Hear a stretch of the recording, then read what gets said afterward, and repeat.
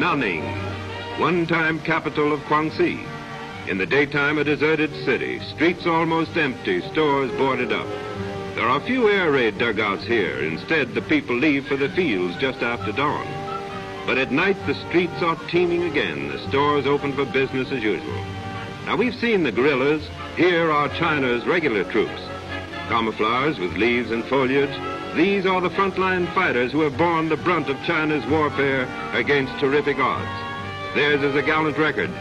For give the Chinese soldier something tangible to fight for, and he's the equal of any fighting man on earth.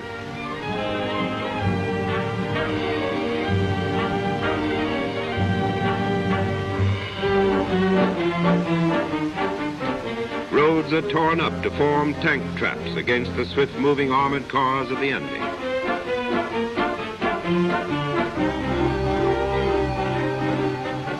At least half of the young men being trained in China's interior are volunteers.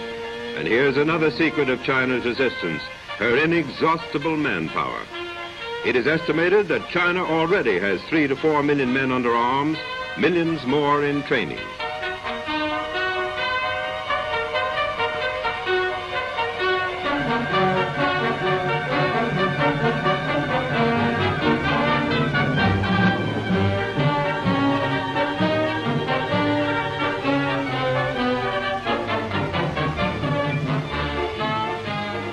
Young Kai Ming, who was a student when the war broke out, camouflages his helmet.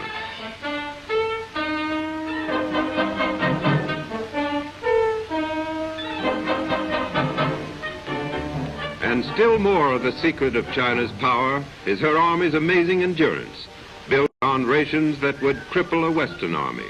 Rice twice a day is all that China's soldiers ask for or get. Sure fun la.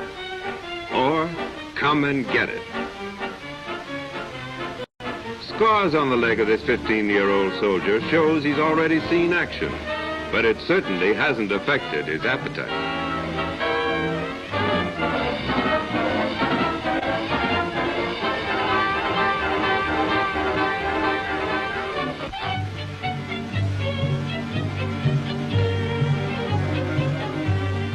Never-ending procession, trucks swing along the Burma Road, the route above all others the Japanese want bombed out of existence. The Burma Road may truly be called the one great symbol of the miracle of China, built by free men, not slaves, as were the ancient pyramids. 1 million workers, men, women, and even children, literally tore away whole mountainsides with their bare hands and primitive tools. They cut through miles of rock, graded down hills, filled in ravines. An unparalleled demonstration of mass heroism. Casualties were high. Thousands died to build the highway that has kept China alive. Here a Japanese bomb struck, aimed at the truck convoy just ahead of ours. Almost before the smoke had cleared, the workers repair the damage. They wait for bombs to fall again. These humble road workers are the unsung heroes of China.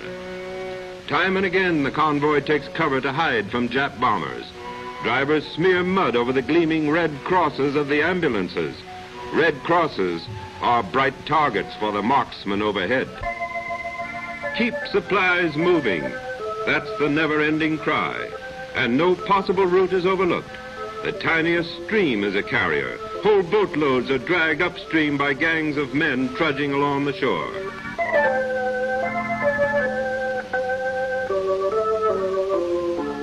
Near Guiyang, Dr. Robert Lim, who almost single-handed is training China's desperately needed medical corps.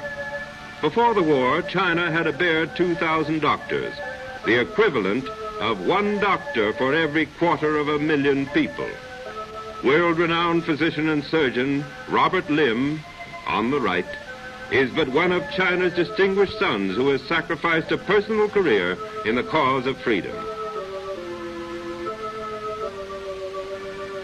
Belief in the things China fights for has brought to her aid these hell drivers, many of whom have volunteered from across the seas.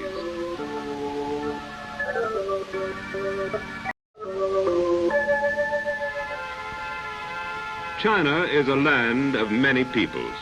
Here in the marketplace of the village are members of an ancient tribe, the Miaos. Many centuries ago, these people retreated before the invading Huns, and today live far back in the mountains where they still preserve their ancient dress, their tribal customs, and their own language. They come to town only on market days. The Chinese call them the Shy People. But even the Shy People have taken the cause of China as their own, and when the war came to the Burma Road country, they volunteered to fight, and tribesmen comprise a fifth of China's army.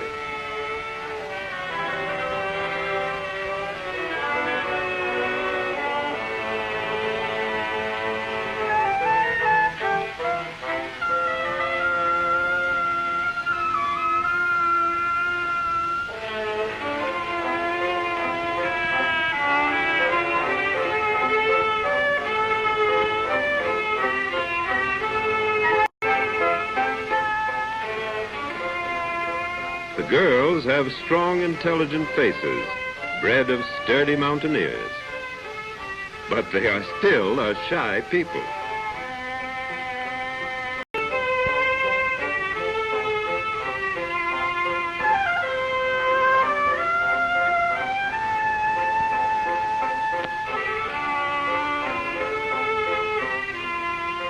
Eggs are sold here by weight rather than by the dozen.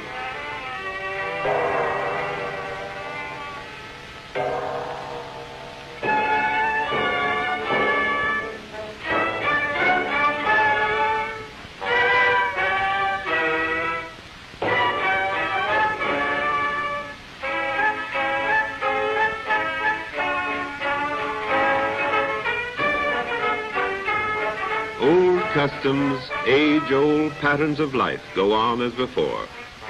Tiger hairs are fastened to the baby's forehead so that evil spirits will mistake it for a tiger and leave it strictly alone.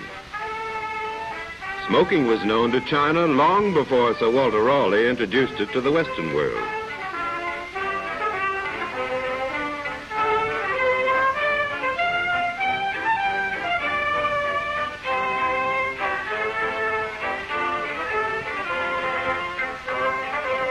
In the quiet strength of faces like this, we see the inborn character of the Chinese people.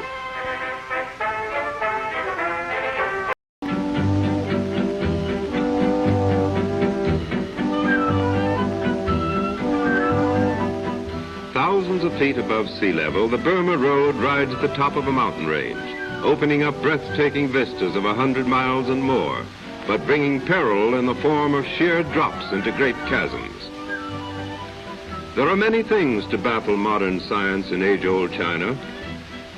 American engineers had said it would take 7 years to build this road with the best of modern machinery. The Chinese, without any machinery at all, threw themselves into the task that by every rule was foolhardy, impossible of achievement. And truly these people in their dauntless strength worked a miracle. The road that would have taken American engineers 7 years to build was completed, and trucks rolling over it in less than 14 months.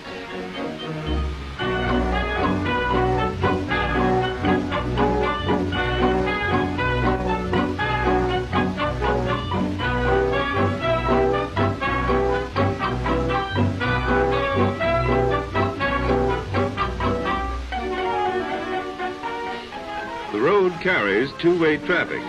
What exports China can spare are trucked to the coast to be traded for more war materials. On every hand is contrast. These pony trains of another era still are in use on all of China's highways. The red tassels mark the lead ponies, and mountain coolies are still carrying their share of war supplies.